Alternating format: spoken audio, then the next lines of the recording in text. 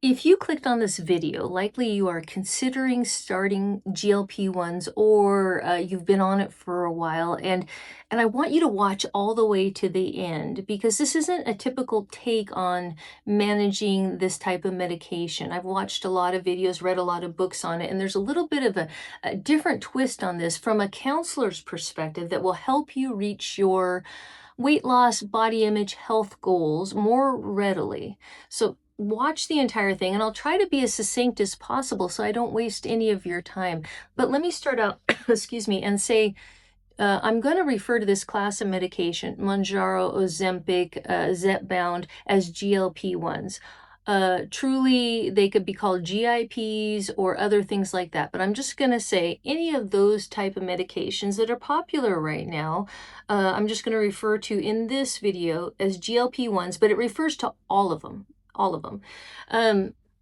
First, I'm not going to badmouth those medications. I have a family member who's on it. I did try it for a little bit for other reasons, inflammation issues, although I could lose a few pounds. But these medications in general have received a lot of criticism as being used off-label, meaning they were originally prescribed for the use with like diabetes and different things, as you know, I'm sure. And then the side effect was weight loss, and they started identifying that as a positive side effect and prescribing it obviously for weight loss. And now FDA has approved a lot of these medications for that use.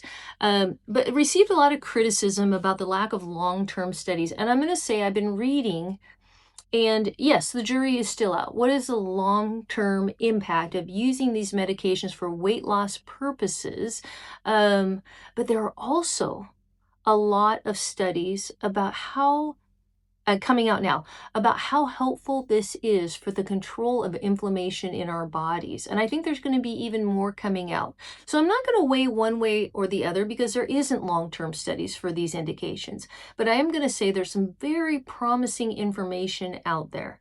Also, the use of these medications for weight loss often will, even though we don't know the long-term side effects yet, the benefits of losing weight and reducing your cardiovascular risk and all of the things that come along with carrying too much weight, there's well documented things about that. So the benefits of the drugs at this point, with our knowledge base, far outweigh the negatives, at least for now. But what I want to talk about is from a counseling perspective.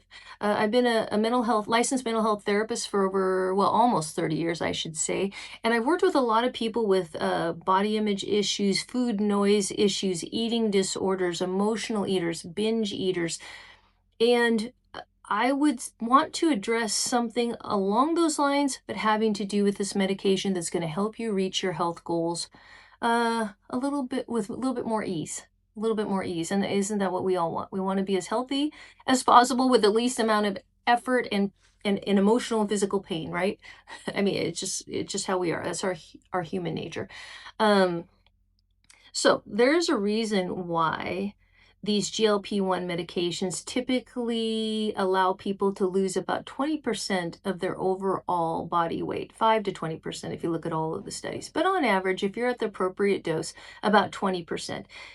And that is because these GLP-1 medications address the physical, genetic physiology that propel us to misuse food. We are born with different genetic propensities, insulin releases and glucose levels and appetite levels and the way our brains work in the pleasure centers of our brain in response to food. We are born with these tendencies. It's not a willpower thing, it's just how we're born. And these medications address that. They take away about 20% of the aspects of misusing food. And we all know people, like I have people in my family who are just not that food driven. They're not food motivated. They, without effort, maintain a very slim body weight and have to remind themselves to eat. And for me personally, that is not relatable, but that's who they are and that's how they were born since they were babies. And then I have other people in my family who are constantly thinking about food and their next meal and stuff like that since they were babies. It's just an interesting thing that we are born with a genetic predisposition that predictates how our body responds to food and our drive for food. And these GLP-1 medications address that 20%. That's why we'll lose about 20% of our weight. The 80% of what determines our body weight is still present, basically. And we need to not only take the GLP-1 medications, but address the other factors in our lives that contribute to maybe the misuse of food, using food outside of just a fuel, but as a reward, a comfort, a numbing agent, a treat, something to make up for a lack of something else in our lives. That's the emotional aspect of eating. And it's a huge part of it, isn't it? That's why people can get gastric bypass surgery or use these GLP-1 medications and still carry an excess amount of weight, is because they have learned habits or emotional coping techniques around food. So if you have had gastric bypass or you're using GLP-1, it will help you to a certain extent, but you must address your relationship with food and identify what you're using food for other than fuel. And people use food for all kinds of things. You know that. I know that. We use food as a reward, a celebration, a treat, a comfort. When we're lonely or something bad happens, a numbing agent, a distraction. Food is a super useful thing, much like drugs and alcohol. So if you want to lose all of the weight that you need to lose, GLP-1, great start. Gastric bypass, if indicated by your doctor, something you want to pursue, and you meet all those criteria, that's okay too. But you have to address the relationship with food. And oftentimes prior to surgery or right when you're starting the medication, it's a good idea to get into counseling or talk with a really, really trusted friend and try to figure out, what is it that I am using food for? The next time you eat when you're not quite hungry, what is it you were really needing? That's a great question to ask yourself. What was I really thinking, feeling, and needing? And then start making adjustments in your life. Setting boundaries, clearing out a schedule, stop being so busy. Maybe put more social interactions in, less social interactions in. Whatever you need to do to balance your life out, to make it work for you emotionally and psychologically, that's what you're going to need to do, because using food because you're tired because you're too busy, using food because you've kind of like hermited in and not had enough social interaction, food is a good short-term fix for those out of balance times in our lives. But long-term, it's not good for our health. So identifying the emotional uses of food outside of just a fuel is so important. Every time you reach for food, outside of it just being fuel, what is it that you're really needing, thinking, and feeling? And start keeping track of that and start being brave enough, mindful enough to make those changes in your life. Cutting people out of your life, possibly. Sometimes that's the case. If every time you're around somebody, you just feel terrible about yourself, maybe because of the words they use or how they treat you, maybe a lack of respect of your boundaries. And every time you walk away from there, you just feel like going and eating something. Well, maybe that person needs to have more boundaries put around them by you, or maybe even cut out completely.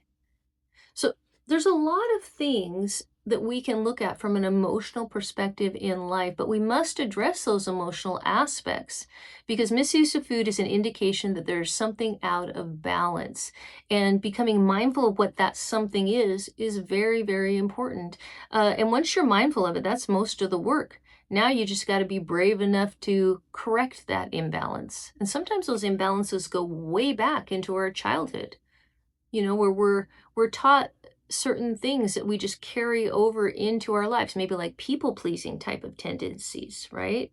Or being a fix it person in your family where too much responsibility was put on you.